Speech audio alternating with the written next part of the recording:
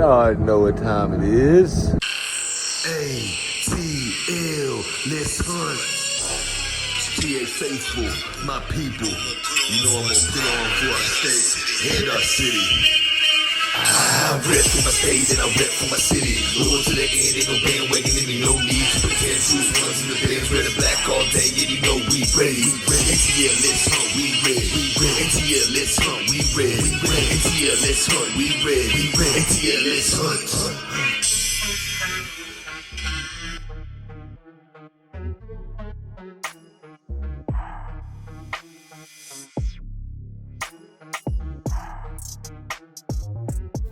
It's time.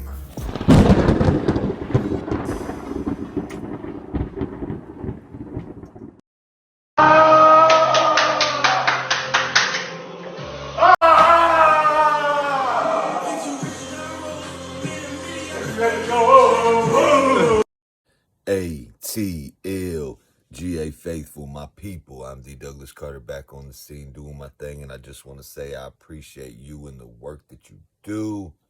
Let's get that right, y'all. Now, if you need to stop and rewind what you just saw with Justin Fields, I know everybody talking about quarterback position. Kirk Cousins, preferred, maybe makes the most sense, scheme fit and all that, la-di-da. Excuse me. But if you check that out, I don't know if you saw that on X or Twitter or Twix or whatever you want to call it. That's Justin Fields acting excited. If you listen closely, you can hear in the background, it sounds like somebody said, I hope you're ready to go back home. And I know there are reports that the Falcons are close to signing a deal with Justin Fields, but they prefer Kirk Cousins and Baker Mayfield's in the mix. But there's so many different scenarios. Want to just chop it up. I ain't been on here in a second, chop it up with y'all.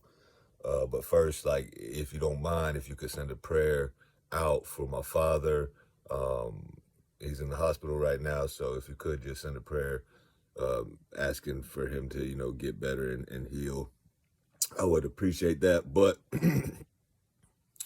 back to the topic at hand on the Atlanta Falcons.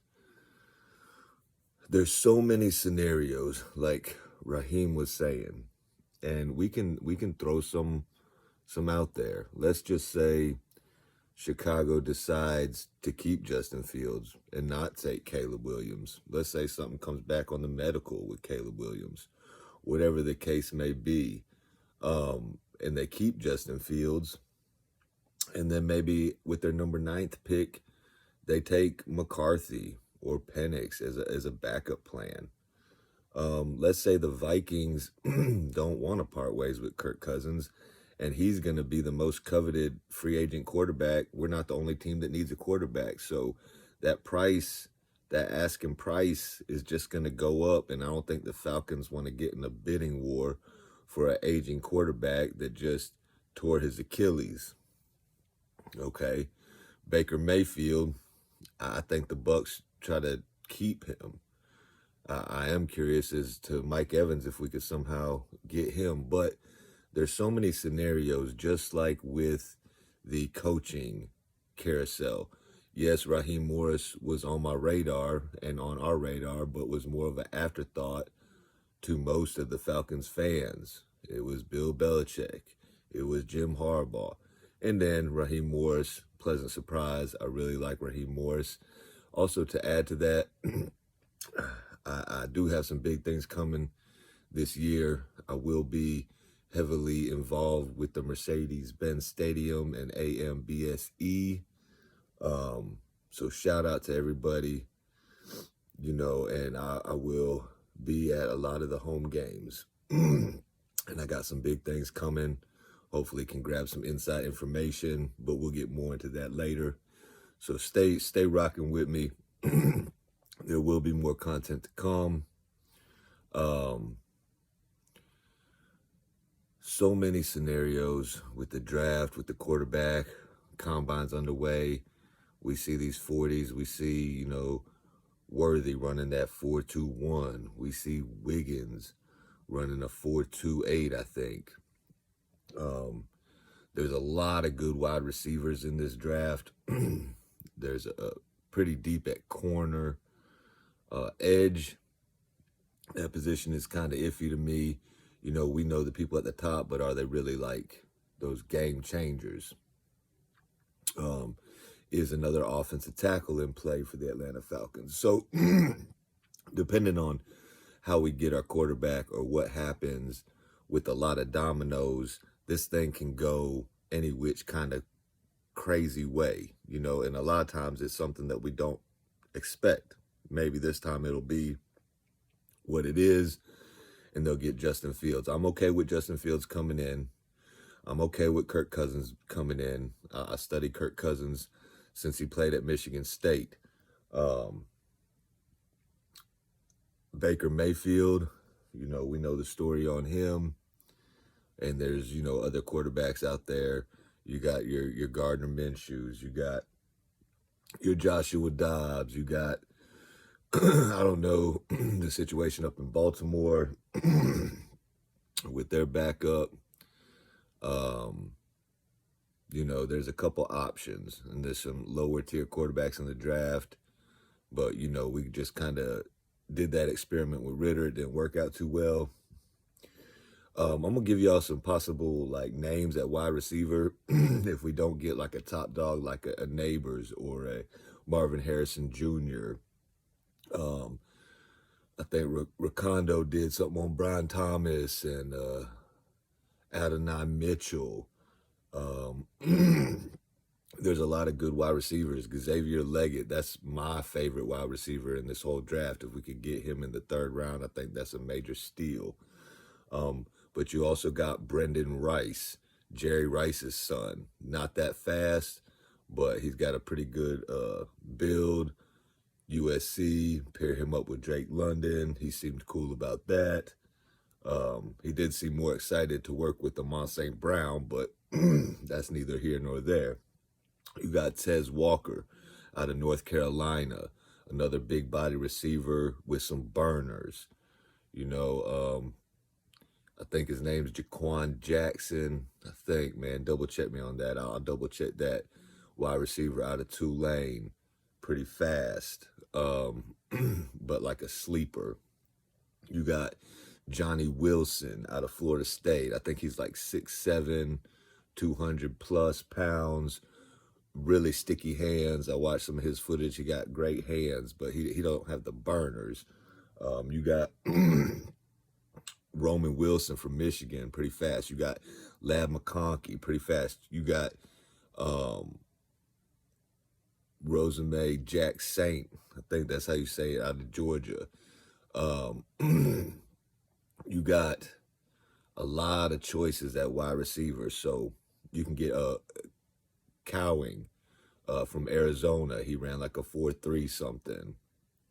So there's plenty of receivers out there. Corners pretty deep too. You got some of them showing out in the combine. Max Melton, one that had a pretty good 40 time. I think he ran like a 4.3 something. My guy that I like, Mike St. Steele, he didn't do good so good in the 40.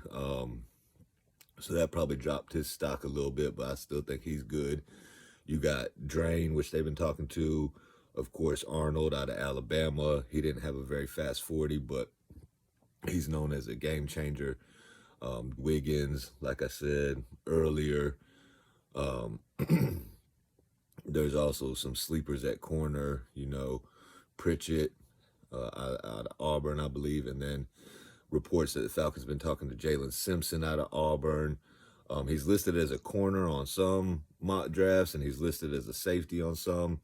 There's some good safeties in this class as well. You can find a good talent deep in the draft, I believe. I really like the edge, Jonah Ellis. Y'all know that from my first mock. If you watch that, if you haven't, go check it out.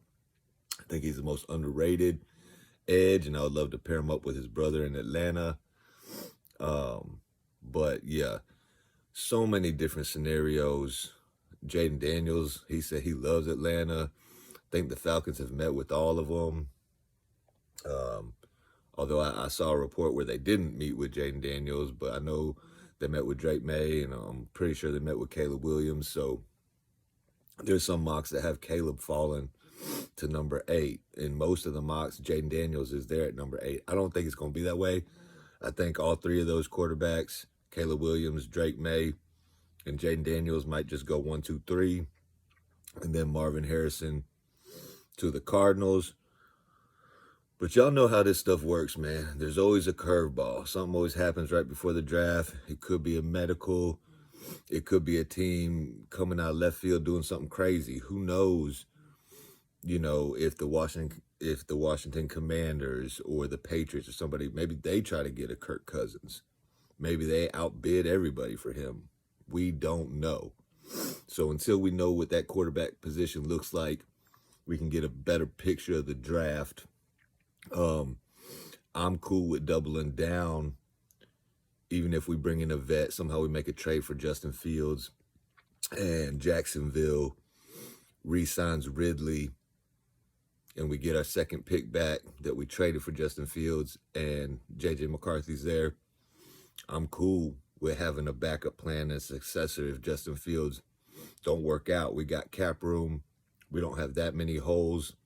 What we don't fill in the draft, we fill in free agency. It's not that hard to figure out, but there are so many different scenarios. Just wanted to touch on that with y'all. I appreciate y'all.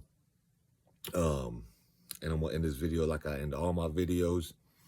Thank God works. And I hope you have a blessed rest of your day or night. 1.